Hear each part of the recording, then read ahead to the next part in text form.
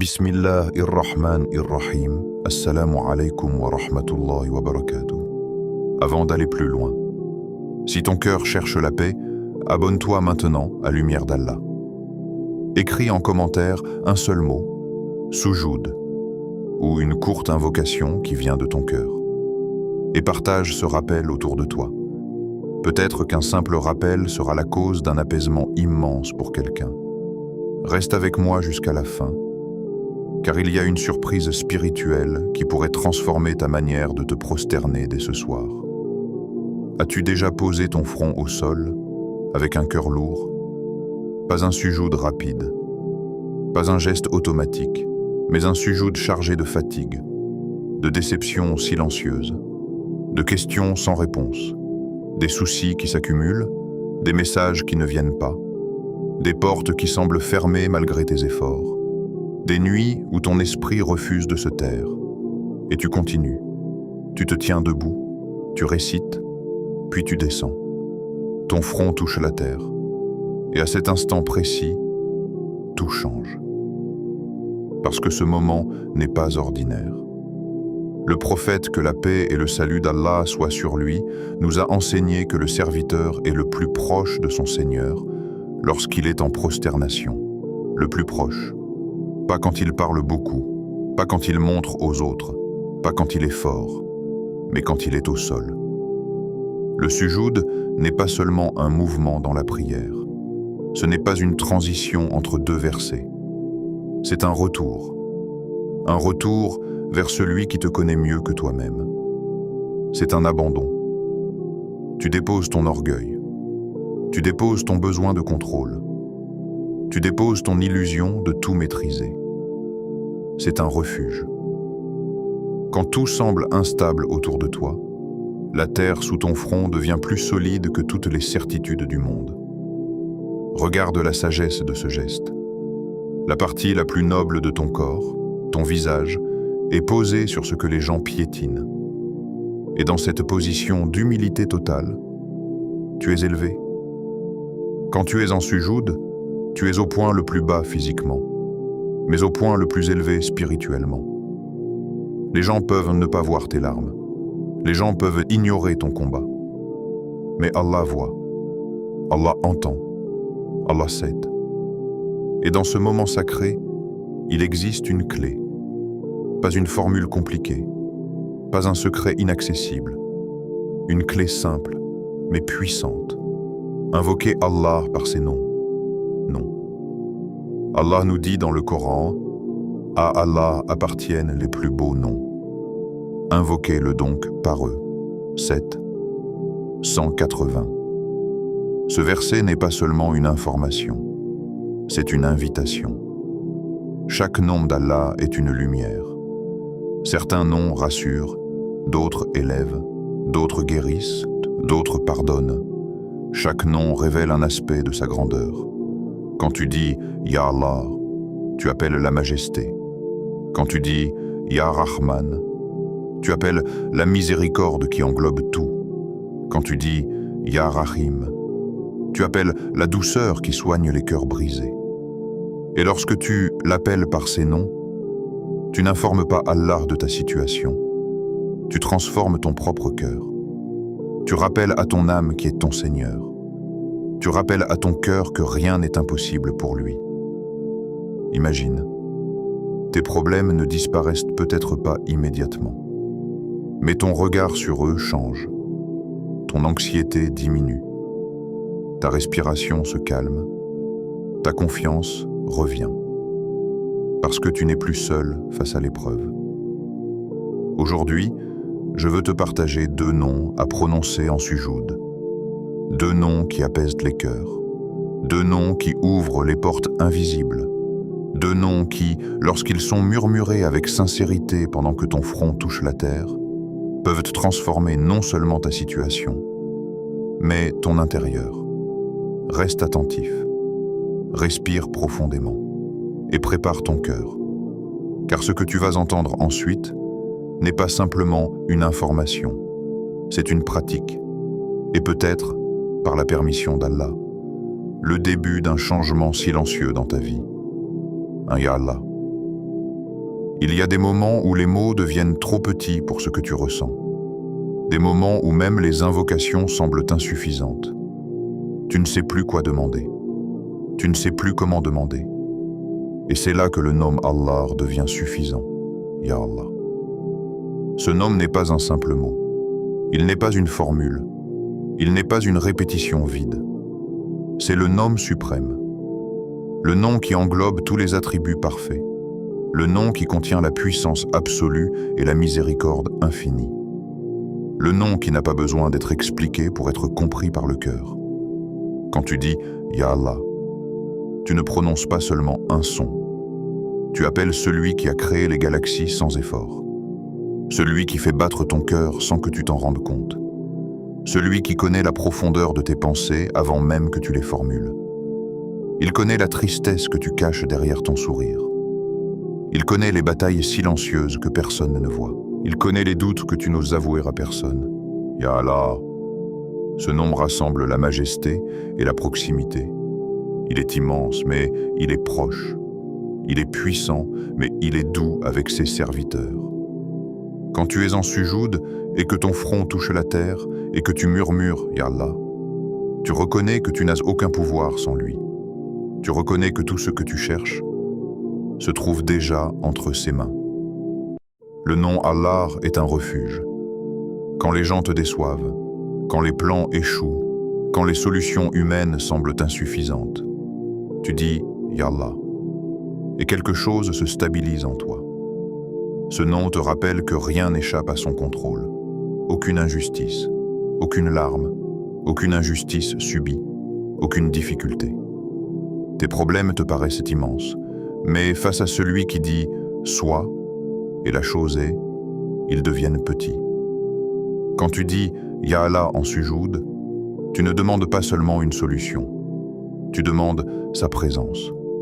Tu demandes son intervention. Tu demandes sa gestion parfaite de ta vie. Parfois, tu ne sais même pas quoi formuler. Alors tu répètes simplement « Ya Allah, Ya Allah, Ya Allah » et laisse ton cœur parler. Parce que le nom Allah suffit quand les phrases ne suffisent plus. Il suffit quand les mots s'effondrent. Il suffit quand l'âme est fatiguée. Il suffit quand tout semble flou. En réalité, le plus grand secret de ce nom, c'est qu'il te rappelle qui est ton Seigneur. Et quand tu te rappelles qui est Allah, tu te rappelles que tu es protégé. De Ya Rahman, Ya Rahim. Il y a des personnes qui ne souffrent pas d'un manque de solution. Elles souffrent d'un manque de douceur. Elles ne manquent pas d'intelligence. Elles manquent de paix.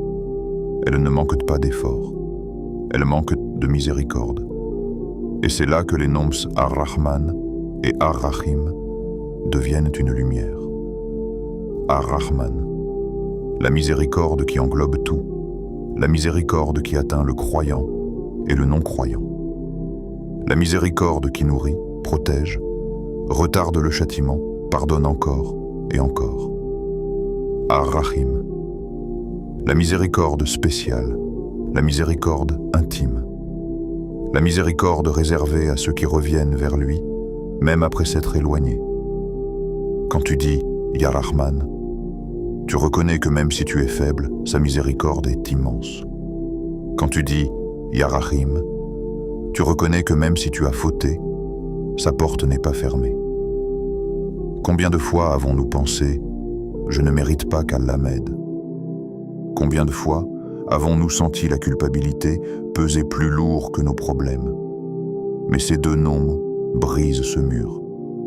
Ils te rappellent que la miséricorde d'Allah dépasse tes erreurs. Elle dépasse ton passé. Elle dépasse tes chutes. Quand tu es en sujoud et que tu murmures « Ya Rahman, Ya Rahim », tu demandes plus qu'une solution. Tu demandes une guérison. Guérison de la peur. Guérison du doute. Guérison du sentiment d'abandon. Tu demandes qu'Allah traite ton cœur avec douceur. Tu demandes qu'il remplace la dureté par la sérénité. Tu demandes qu'il enveloppe ta vie de sa compassion. Ces deux noms ont quelque chose d'apaisant. Ils ne sont pas prononcés avec force. Ils sont murmurés. Ils coulent doucement sur la langue. Et quand ils descendent dans le cœur, ils ramènent la confiance. Invoquez-moi, je vous répondrai. 40-60. Cette promesse n'est pas conditionnée par ta perfection. Elle est conditionnée par ton retour. Et quand tu dis « Ya Rahman, Ya Rahim », tu reviens. Même si tu étais loin, même si tu étais distrait, même si tu étais brisé, tu reviens. Et Allah aime ceux qui reviennent. Comment les dire en sujoud? La prochaine fois que tu te prosternes, ne te précipite pas. Ne considère pas le sujoud comme une simple étape. Descends lentement. Pose tes mains. Pose ton front. Laisse ton nez toucher le sol. Ressens la terre sous toi. Prends une respiration profonde. À cet instant précis, imagine que rien d'autre n'existe. Ni ton téléphone, ni tes notifications, ni tes responsabilités. Seulement toi et Allah. Commence par glorifier Subhana Rabbi al-A'la, puis reste. Ne te relève pas immédiatement. Laisse un silence s'installer, puis doucement, dis Ya Allah. Pas vite, pas mécaniquement, lentement, comme quelqu'un qui appelle sincèrement, puis Ya Rahman, puis Ya Rahim. Laisse chaque nom descendre dans ton cœur. Ensuite parle, pas avec un langage compliqué, pas avec des phrases formelles. Parle comme un serviteur qui a besoin. Ya Allah, je suis fatigué. Ya Rahman, apaise mon cœur. Ya Rahim, pardonne-moi. Même si ta voix tremble, même si tu pleures, même si tu ne trouves pas les mots, répète-les plusieurs fois. Ressens la proximité. Imagine que chaque nom est une lumière qui descend sur toi. Si tu le peux, prolonge ton sujoud, surtout dans la prière de nuit, dans le silence, quand le monde dort. Ces moments ont une saveur particulière. Et surtout, ne cherche pas un résultat immédiat. Cherche la connexion, cherche la présence, cherche la sincérité, car parfois, le plus grand changement ne se produit pas autour de toi, mais en toi. Et c'est souvent là que tout commence. Ce qui peut changer. Quand tu invoques sincèrement, quelque chose bouge. Pas toujours autour de toi, mais toujours quelque part. Peut-être que ton problème disparaîtra. Oui, cela arrive. Une dette réglée d'une manière inattendue. Un conflit qui s'apaise sans explication.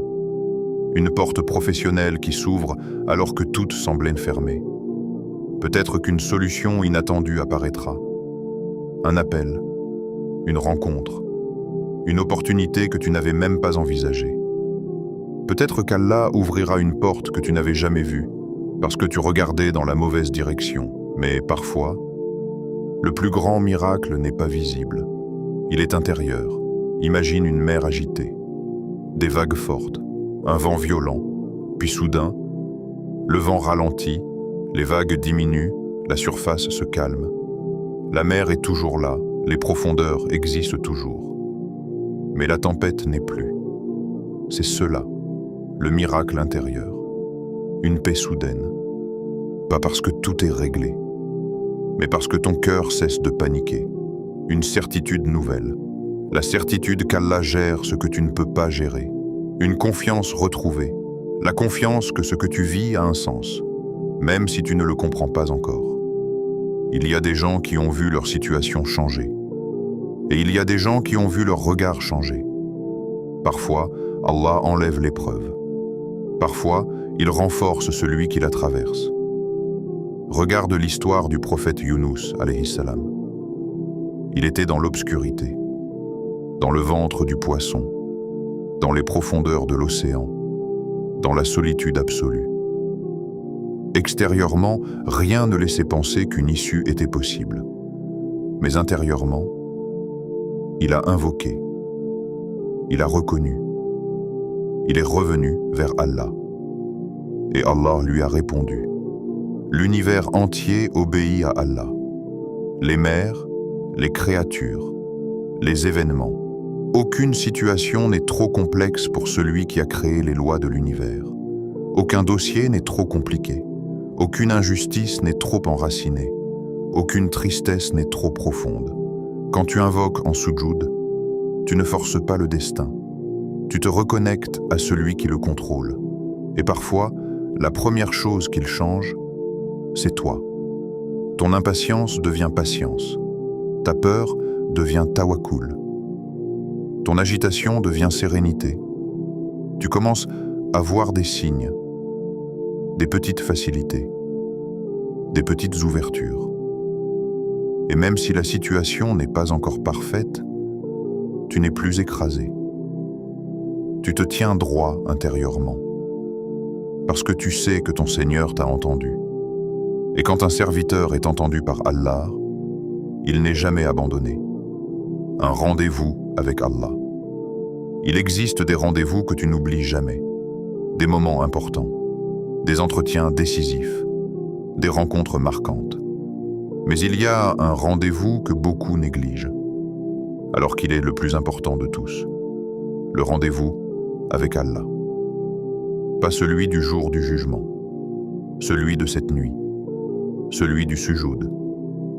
Fais-en une habitude, pas seulement quand tu es désespéré, pas seulement quand tout va mal, mais comme un rendez-vous régulier, surtout dans le sujoud de la prière nocturne.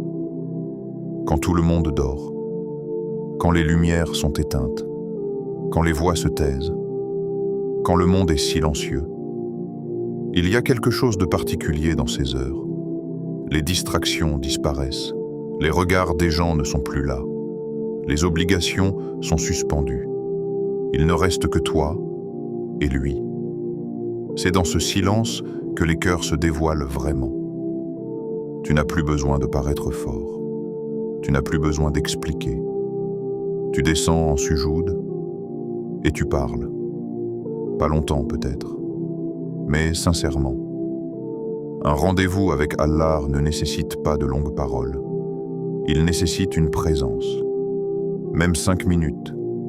Mais 5 minutes vraies. 5 minutes où ton cœur est concentré. Où tu dis « Ya Allah, je suis là. Ya Rahman, j'ai besoin de ta douceur. Ya Rahim, ne me laisse pas seul. » Répète cela chaque nuit, même si tu ne vois rien changer immédiatement. Parce que les transformations profondes sont progressives. Un cœur ne devient pas lumineux en un jour. Il s'éclaire progressivement. Un rendez-vous régulier crée une relation. Et une relation crée une proximité.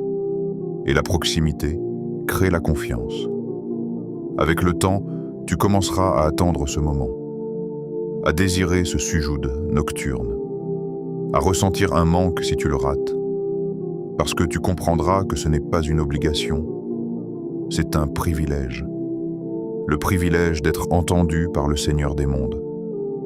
Le sujoud est un cadeau que beaucoup accomplissent, sans en mesurer la profondeur. C'est un moment où la terre touche ton front et où le ciel touche ton âme. Un moment où ton corps s'abaisse et où ton esprit s'élève. La prochaine fois que tu te prosternes, ne le fais pas machinalement. Ne laisse pas ton cœur être absent. Arrête-toi, respire. Rappelle-toi devant qui tu es. Puis dis « Ya Allah ». Pas vite, « Ya Rahman », avec espoir, « Ya Rahim », avec confiance. Laisse ces noms descendre dans ton cœur. Laisse la miséricorde d'Allah entrer dans ta vie. Pas comme un concept, pas comme une idée, mais comme une réalité. Peut-être que tu ne verras pas immédiatement les montagnes bouger, mais tu verras ton cœur se stabiliser. Et quand le cœur est stable, les épreuves deviennent supportables. Ne sous-estime jamais un sujoud sincère. Ne sous-estime jamais une invocation murmurée avec foi. Peut-être qu'un seul sujoud, cette nuit, sera le début d'un changement immense. Si ce rappel a touché ton cœur, partage-le autour de toi. Peut-être qu'une personne fatiguée tombera dessus. Peut-être qu'un cœur brisé retrouvera espoir. Peut-être qu'un simple sujoud sincère changera une destinée. Écris en commentaire « Ya Allah, je te fais confiance ». Engage-toi intérieurement à essayer dès aujourd'hui qu'Allah apaise nos cœurs, qu'il pardonne nos fautes, qu'il remplace nos peurs par la certitude, qu'il illumine nos vies par sa miséricorde, et que chaque sujoud devienne pour nous un pas de plus vers lui. À bientôt sur Lumière d'Allah.